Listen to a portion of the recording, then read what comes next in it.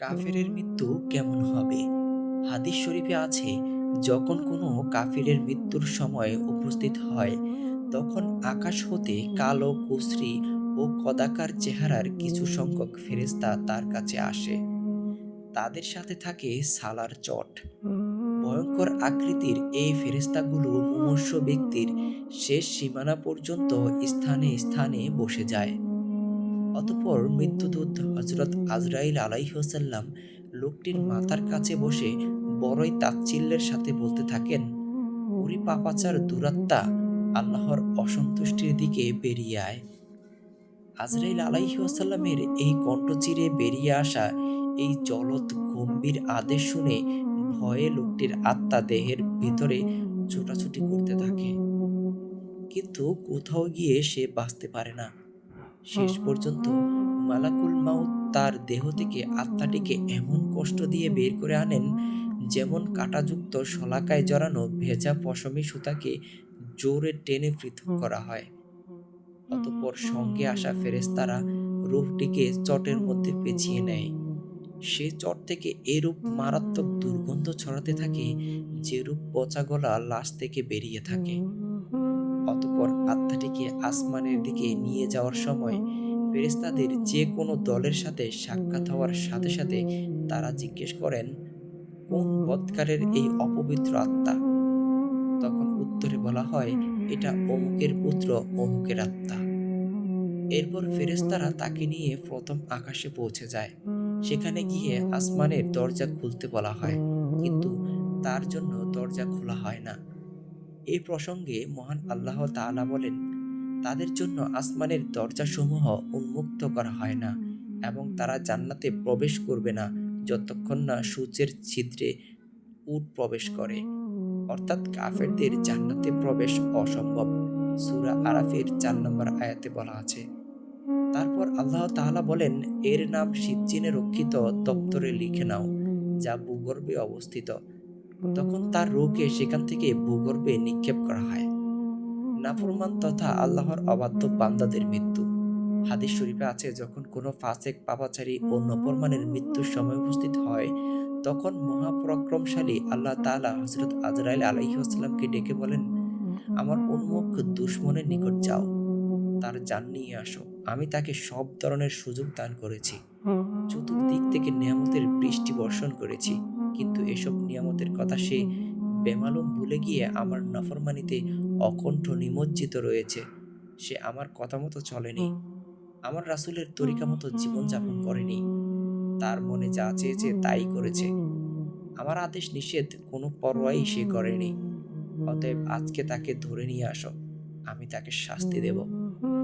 আল্লাহ পাকের নির্দেশ পেয়ে হযরত আজরাইল আলাইহিসসালাম অত্যন্ত কুশ্রী কদাকার অবস্থায় তার সামনে উপস্থিত হন। তখন তার চোখ থাকে ১২টি, হাত থাকে জাহান্নামের আগুনের তৈরি লোহার ডান্ডা, সাথে থাকে ৫০০ আযাবের ফেরেশতা। এসব ফেরেশতাদের প্রত্যেকের কাছে থাকে তামার টুকরো ও আগুনের ন্যায় উত্তপ্ত চাবুক। আজরাইল আলাইহিসসালাম এসে প্রথমেই সেই মুমূর্ষু নাফরমান বান্দাকে ডান্ডা দ্বারা পিটাতে থাকেন। এতে ডান্ডার গায়ে লাগানো কাঁটাগুলো তার শরীরের প্রতিটি শিরা উপশিরা বিদ্ধ হয়। এ সময় সঙ্গে আসা অন্যান্য ফেরেশতারাও বসে থাকে না। তারাও হাতের চাবুক দ্বারা দেহের বিভিন্ন অংশে প্রচণ্ড জোরে আঘাত করতে থাকে। ফলে একসময় সে বেহুশ হয়ে পড়ে যায়। হযরত আজরাইল আলাইহিসসালাম তার রূহকে পায়ের আঙ্গুল থেকে বের করে পায়ের গোড়ালিতে আটকে রেখে আবার পিটাতে শুরু করে। অতঃপর উহাকে গোড়ালি থেকে বের করে প্রথমে হাঁটুতে ও পরে দেহের বিভিন্ন অংশে আটকে রাখে। এ সময় অন্যান্য ফেরেশতারা তামা ও জাহান্নামের কিছু অগ্নিফুল্লিঙ্গ থুতনির নিচে রেখে দেয়। এবার মালাকুল মাউত তাকে সম্বোধন করে বলে, হে অভিশপ্ত আত্মা, বেরিয়ে আসো এবং ওই জাহান্নামের দিকে চলো।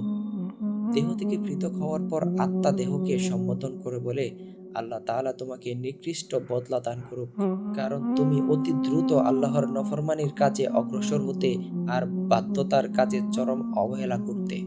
ফলে তুমি নিজে যেমন ধ্বংস হলে তেমনি আমাকেও ধ্বংস করে ছাড়লে। রূহের কথা শেষ হওয়ার পর দেহ রূহকে লক্ষ্য করে অনুরূপ কথাবার্তা বলতে থাকে। শুধু তাই নয়, জমিনের যেসব স্থানে ওই ব্যক্তি অন্যায় অপরাধ ও খোদার নফরমানি করেছে সেই সব স্থানও তাকে লানত দিতে থাকে। আর এদিকে শয়তানের চেলা চামুন্ডরা দৌড়ে গিয়ে ইবলিশকে সুসংবাদ শোনায় যে আজ অমুককে জাহান্নামে পৌঁছে দিয়ে এসেছি। আল্লাহ পাক সবাইকে জাহান্নাম থেকে হেফাজত করুন। আমিন। মুমিনের মৃত্যু কেমন হবে? হযরত বারা ইবনে আজিব রাহমাতুল্লাহি আলাইহি থেকে বর্ণিত এক হাদিসের শেষাংশে রাসূলুল্লাহ সাল্লাল্লাহু আলাইহি ওয়াসাল্লাম মুমিনের মৃত্যুর বর্ণনা দিতে গিয়ে বলেন, হে আমার সাহাবীরা, কোন মুমিন বান্দার মৃত্যুর সময় নিকটবর্তী হলে আকাশ থেকে একদল ফেরেশতা অবতরণ করেন। তাদের চেহারা সূর্যের ন্যায় উজ্জ্বল হয়। তারা জান্নাতি কাফন ও বেহেশতি সুগন্ধি নিয়ে আগমন করেন। মুমূর্ষু ব্যক্তি যতদূর দেখতে পায় ততদূর পর্যন্ত তারা সুশৃঙ্খলভাবে বসে পড়ে। তারপর হযরত আজরাইল আলাইহিস সালাম আসেন এবং তার শিয়রের নিকট বসে পড়েন। তিনি বলেন, হে পবিত্র আত্মা, আল্লাহ তাআলার ক্ষমা ও সন্তুষ্টির দিকে বেরিয়ে আসো। এ নির্দেশ প্রাপ্ত হয়ে মুমূর্ষু ব্যক্তির আত্মা আসানির সাথে বেরিয়ে আসে, যেমন মশক অর্থাৎ চামড়ার তৈরি পানির পাত্র থেকে পানির ফোঁটা বেরিয়ে আসে। হযরত আজরাইল আলাইহিসসালাম তখন আত্মাটিকে তারা হাতে নিয়ে নেন। তারপর বহু দূর পর্যন্ত বসে থাকা অপেক্ষমান ফেরেশতারা তার হস্ত থেকে রূহটি নিয়ে জান্নাতি কাফনের মধ্যে জড়িয়ে সুগন্ধি লাগিয়ে আকাশের দিকে ছুটে চলে যান। ফেরেশতারা যাওয়ার সময় অন্যান্য ফেরেশতার দল তাদেরকে জিজ্ঞেস করে, এটা কোন পবিত্র আত্মা?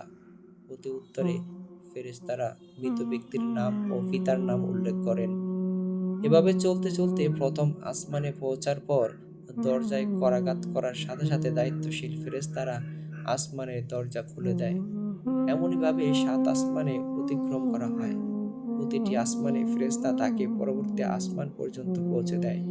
সপ্তম আসমানে পৌঁছার পর আল্লাহ তাআলা আল্লাহ রাব্বুল আলামিন বলেন, আমার এই বান্দার নাম ইল্লিন অর্থাৎ আরশের নিচে রক্ষিত দপ্তরে লিপিবদ্ধ করে তাকে জমিনে ফিরিয়ে দাও। কারণ মানুষকে আমি মাটি থেকে সৃষ্টি করেছি, তাতেই তাদেরকে ফিরিয়ে দেব এবং পুনরায় সেখান থেকেই আমি তাদেরকে বের করব। মহান আল্লাহর নির্দেশে তার আত্মাকে তার দেহে আবার ফিরিয়ে দেয়া হয়। আল্লাহ তাআলা আমাদের সবাইকে মুমিন বান্দা হয়ে মৃত্যুবরণ করার তৌফিক দান করুক। আমিন। আজকের ভিডিওটি কেমন লেগেছে কমেন্ট করে জানাবেন।